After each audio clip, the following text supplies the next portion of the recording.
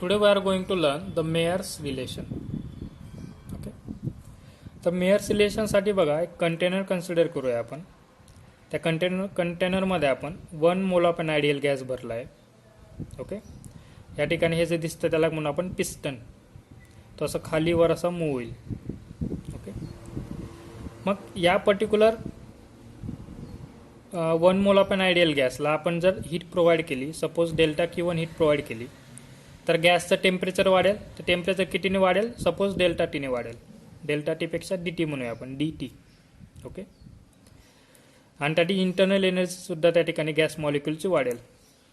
Okay.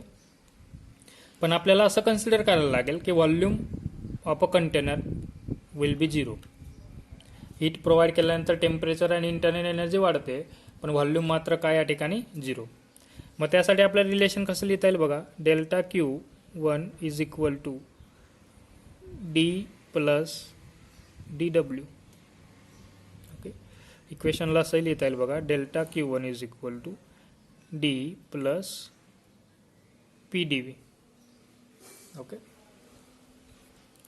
Delta Q1 heat provide, आपण जे काही हीट प्रोव्हाइड करतो या 1 mole of an ideal gas.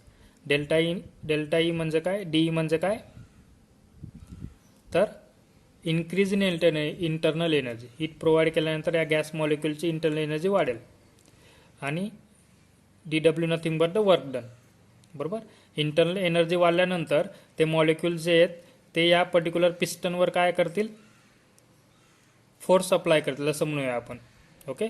म्हणजे असं इंटरनल एनर्जी वाढल्यानंतर ते या पिस्टनला असं वरती ढकलतील. ओके. त्यामुळे त्या ठिकाणी वर्क डन तयार होईल. काय होईल? वर्क डन तयार होईल. ओके. पण या ठिकाणी आपण DV काय कन्सिडर करतो? 0. Therefore dQ1 is equal to D plus 0. 0 काय लिहिणार नाही, is equal to CV dt. Volume constant ठेवतोय आपण म्हणून काय लिहितोय आपण? CV dt. लक्षात ठेवा. CV म्हणजे काय? Molar specific heat at constant volume. Molar specific heat at constant volume. Okay. Call equation number 1. आता आपण काय करूया, इन अदर हँड परत याला आपण काय करू, हीट प्रोव्हाइड करू. आता नवीन केस घेऊया, नवीन कंडिशन घेऊयात. सपोज परत या ठिकाणी एक 1 mole of an ideal gas consider करू या कंटेनरमध्ये. ओके. या ठिकाणी piston which is movable inside the cylinder. आता आपण परत एनर्जी प्रोव्हाइड करतो. Suppose delta Q2 energy provide करतो. डेल्टा म्हणतो या ठिकाणी, डेल्टा म्हणजेच डी कन्सिडर करा. ओके. मला ते डेल्टा बोलायची सवय असल्यामुळे मी डेल्टा Q2 म्हणतो किंवा dQ2. ओके. आपण dQ2 एवढी एनर्जी हीट प्रोव्हाइड करूयात किंवा एनर्जी प्रोव्हाइड करूयात 1 मोल ऑफ एन आयडियल गॅसला. मग ही डेल्टा Q2 हीट प्रोव्हाइड केल्यानंतर परत टेम्परेचर या ठिकाणी काय होईल, वाढेल. से DTने तेवढं टेम्परेचर वाढलं. टेम्परेचर वाढल्यानंतर इंटरनल एनर्जी पण काय होईल, त्या ठिकाणी वाढेल. ओके. पण या केसमध्ये आपल्याला प्रेशर या ठिकाणी कॉन्स्टंट ठेवायचं आहे. काय ठेवायचं आहे? चेंज इन प्रेशर या ठिकाणी काय कॉन्स्टंट ठेवायचं. मग प्रेशर जर कॉन्स्टंट ठेवला तर व्हॉल्यूम काय होईल, या ठिकाणी वाढेल. म्हणजे व्हॉल्यूम काय होईल, चेंज होईल. बरोबर. कारण प्रेशर, टेम्परेचर आणि व्हॉल्यूम यामध्ये जर तुम्ही कोणतीही एक गोष्ट जर कॉन्स्टंट ठेवली, बाकीच्या 2 गोष्टी काय असतात, व्हेरिएबल असतात. ओके. मग डेल्टा Q2 एनर्जी प्रोव्हाइड केल्यानंतर समथिंग एनर्जी त्या ठिकाणी वाढली. एनर्जी वाढल्यानंतर या ठिकाणी व्हॉल्यूम ऑफ कंटेनर या ठिकाणी वाढेल. ओके. बट प्रेशर या ठिकाणी काय असणार आहे, कॉन्स्टंट. मग त्यासाठी आपण इक्वेशन कसं लिहूयात परत? dQ2 is equal to D plus PdV. Okay. मग डीची किंमत आपल्याला माहिती काय आहे, तो CV dt. सो पुट करूया आपण CV dt प्लस PdV. यालाच म्हणूया आपण CP dt. Okay. Pressure constant ठेवतो त्यामुळे आपण एक नवीन टर्म इंट्रोड्यूस करतोय, CP dt instead of dQ2. Okay. मग लिहिता येईल बघा, CP minus CV dt constant घेऊयात is equal to PdV. Okay, call equation 2. Okay, now using 1 mole of an ideal gas, 1 mole of an ideal gas. For 1 mole of an ideal gas, PV is equal to what? N RT. For 1 mole of an ideal gas, N is equal to 1. So PV is equal to RT. So equation for 1 mole of an ideal gas, PV is equal to RT. Okay, या ठिकाणी गंमत बघा की pressure या ठिकाणी constant आहे. हा जो काय gas constant, R nothing but gas constant, तो पण काय कॉन्स्टंट आहे. या ठिकाणी कोणत्या टर्म व्हेरिएबल असतील बरं? V N T. म्हणजे या ठिकाणी जर व्हॉल्यूम जर त्या ठिकाणी इन्क्रीज केलं, व्हॉल्यूम जर चेंज केला, त्याचं रिस्पेक्टिव्ह त्या ठिकाणी डेल डी टी काय होईल? चेंज होईल. तो त्यामुळे आपण लिहितोय P D V is equal to R D T. So instead of P D V we need to write R D T. Okay, therefore C P minus C V into D T is equal to, sorry P D व्हीच्या जागी लिहितोय आपण R D T. So D T getting cancel. So we get C P minus C V is equal to R. याला काय म्हणतो आपण?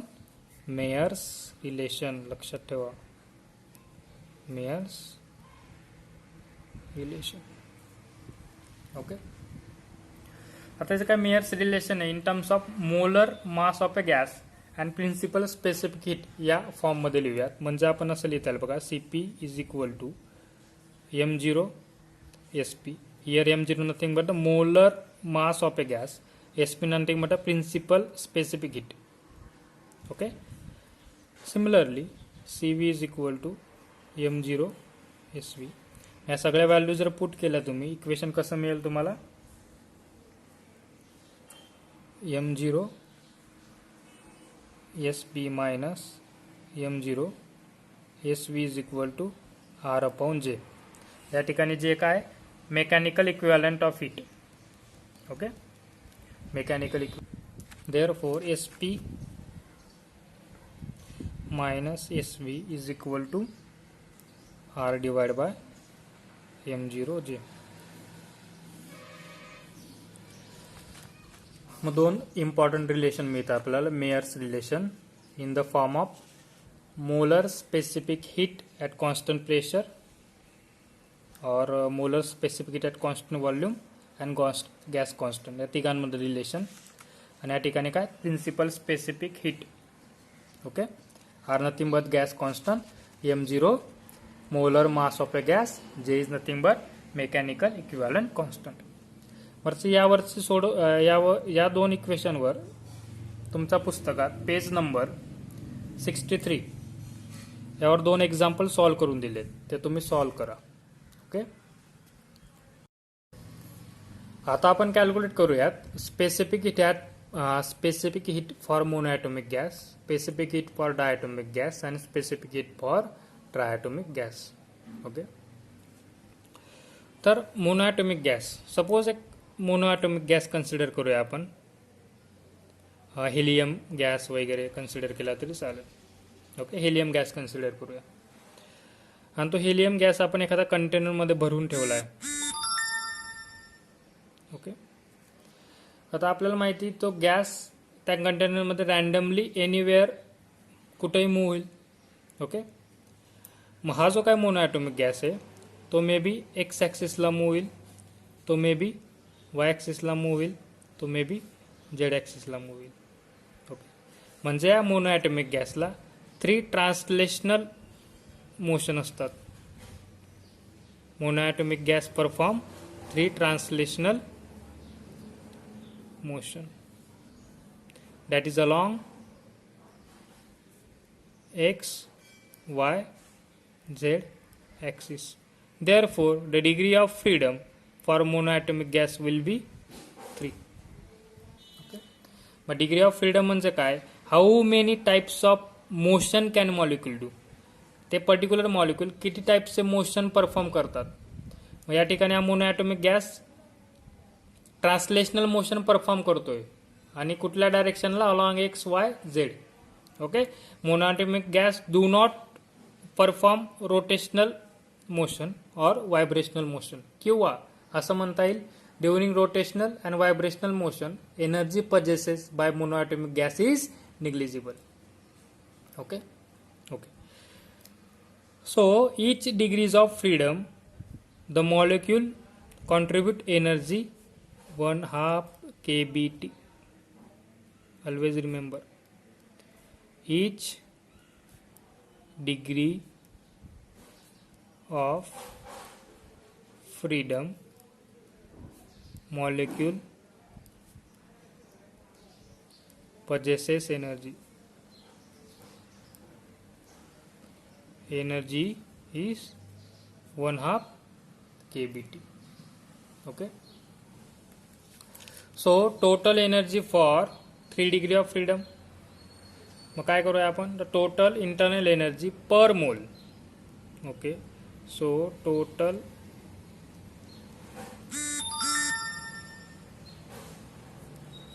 Internal energy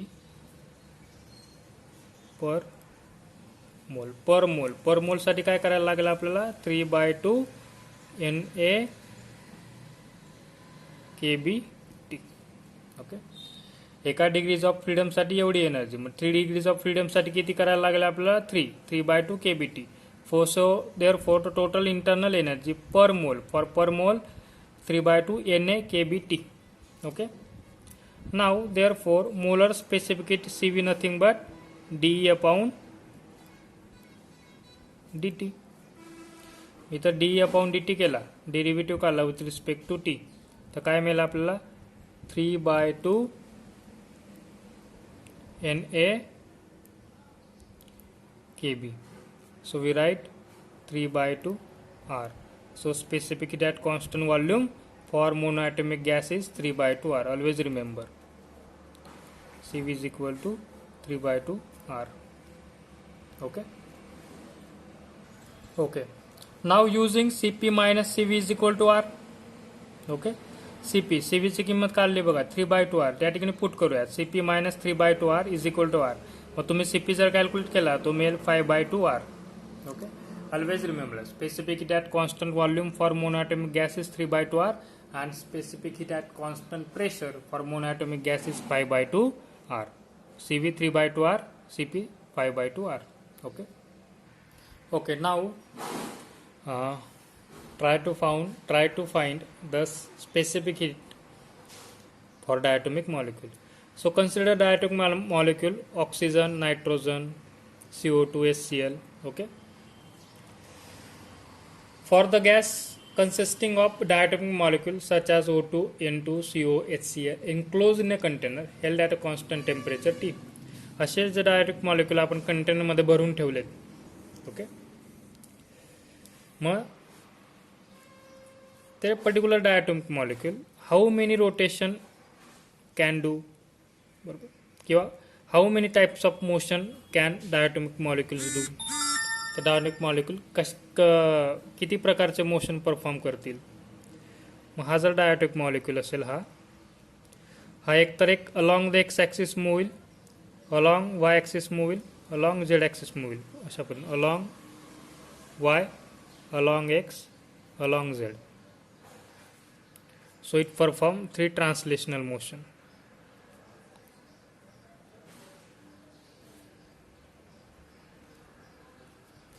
मग इथं जर तुम्ही ज्या diatomic molecule centre of mass जर कन्सिडर केला तर मे बी तो असा वाय ॲक्सिस भोवती असा रोटेट होईल. ओके. सिमिलरली तो असा झेड ॲक्सिस भोवती रोटेट होईल, पण असा तो एक्स ॲक्सिस भोवती तो मॉलिक्यूल रोटेट होणार नाही. ओके. म्हणजे या ठिकाणी काय 2 रोटेशनल मोशन परफॉर्म करतो, along Z and Y axis. X axis भोवती जे काय रोटेशन करेल तो molecule, diatomic molecule, but energy possesses by rotation about X axis is negligible. Okay. म्हणजे तो किती टाईपचे मोशन करतो, टोटल 5 टाइप्स ऑफ मोशन तो परफॉर्म करतो diatomic molecule. So degrees of freedom for diatomic molecule will be 5. आणि आपल्याला माहिती आहे each degrees of freedom the energy contribute will be 1/2 kBT. एका डिग्रीज ऑफ फ्रीडमला एवढी एनर्जी त्या ठिकाणी लागते. 5 डिग्रीज ऑफ फ्रीडमसाठी किती एनर्जी त्या ठिकाणी तयार होईल? तो obviously 5 into 1/2 kBT, so 5/2 kBT. Okay, therefore आपण लिहूया total internal energy of 1 mole of an gas. Total internal energy for 1 mole of gas किती असणार? Total internal energy. The internal energy possesses due to rotational motion and internal energy possesses due to translational motion. आणि जेव्हा molecule motion translational आणि rotational motion जेव्हा molecule rotational आणि translational motion perform करतात तेव्हा ते एनर्जी पजेसेस करतात. Okay, therefore E is equal to 3/2 Na kBT plus 2/2 Na kBT is equal to total is 5/2 Na kBT. एवढी एनर्जी कशामुळे? Due to translational motion. This particular energy related to rotational motion. So total energy is 5/2 Na kBT. Okay, therefore परत CV is equal to d/dt. Here d/dt, so 5/2 Na kB. Okay, so 5/2 R. So specificity at constant volume for diatomic gas will be 5/2 R. Okay, specificity at constant volume for diatomic gas molecule is 5/2 R. So again using the relation Mayer's relation आपण find केलं बघा. CP minus CV is equal to R. CV ची किंमत put करा. Okay, तर तुम्हाला CP मिळेल 7/2 R. Okay, 7/2 R. So using relation again gamma is equal to CP/CV. CP माहिती आहे, CV माहिती, दोघांना डिवाइड करा. दोघांना डिवाइड केल्यावर आन्सर मिळेल तुम्हाला 7/5. काय मिळेल? 7/5. ओके, आता एक महत्त्वाची गोष्ट तुम्हाला लक्षात घ्यायला लागेल बघा, की हा जो डायटोमिक मॉलिक्यूल आहे 3 ट्रान्सलेशनल मोशन परफॉर्म करतो, 2 रोटेशनल मोशन परफॉर्म करतो, but in rigid rotator. Rigid rotator म्हणजे काय? So distance between these 2 atoms are fixed. Okay, आणि जर तो नॉन रिजिड रोटेटर असेल तर ट्रान्सलेशनल मोशन रोटेशनल मोशनच्या सोबत तो व्हायब्रेशनल मोशन सुद्धा परफॉर्म करतो. काय करतो? व्हायब्रेशनल मोशन सुद्धा परफॉर्म करतो. So for diatomic gas containing non rigid vibrating molecule, diatomic gas for rigid rotator, rigid molecule consider करतो आपण. रिजिड मॉलिक्यूल म्हणजे काय? The distance between 2 atom fix आहे. ओके, इथं जर तुम्हाला स्प्रिंग लावली, समजा इथं तुम्ही या 2 मॉलिक्यूलच्या आतमध्ये जर स्प्रिंग लावली तर असे व्हायब्रेट सुद्धा होतील ना ते. याला आपण नॉन रिजिड मॉलिक्यूल म्हणूयात. Okay, so for non rigid vibrating molecule, non rigid vibrating molecule. Okay, so non rigid vibrating molecule, मग टोटल एनर्जी कशी असणार आहे non rigid vibrating मॉलिक्यूलसाठी? 3 translational, 2 vibrational आणि परत त्या ठिकाणी 2 काय असणार आहे? Vibrational energy. म्हणजे बघा 3/2 Na kBT plus 2/2 Na kBT plus 2/2 Na kBT. ही टर्म या ठिकाणी इन्क्लूड होते. अगोदर हे माहिती आहे आपल्याला ट्रान्सलेशनल, रोटेशनल आणि ही काय व्हायब्रेशनल. नॉन रिजिड तो मॉलिक्यूल जर नॉन रिजिड असला तो व्हायब्रेशनल मोशन सुद्धा परफॉर्म करतो आणि त्यामुळे सुद्धा एनर्जी तयार होते. Okay, so 2/2 NaKBT. सगळ्यांचे ऍडिशन केल्यावर काय मिळेल तुम्हाला 7/2 NaKBT. सिमिलरली मग CV तुम्ही फाइंड करू शकता बघा. So CV is equal to again DE/dt. So 7/2 R काय मिळेल तो 7/2 R. सिमिलरली CP फाइंड करू शकता तुम्ही. CP काय मिळेल तो 9/2 R. तुम्ही फाइंड करा using relation CP minus CV. CP minus CV is equal to या रिलेशन वरनं तुम्ही फाइंड करू शकता. CP minus CV is equal to R. So CP is equal to 9/2 R. Okay, again gamma CP minus CV. So it gives 9/7. Okay,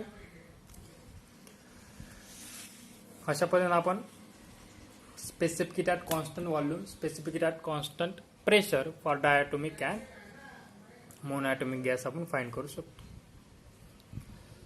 okay, thank you.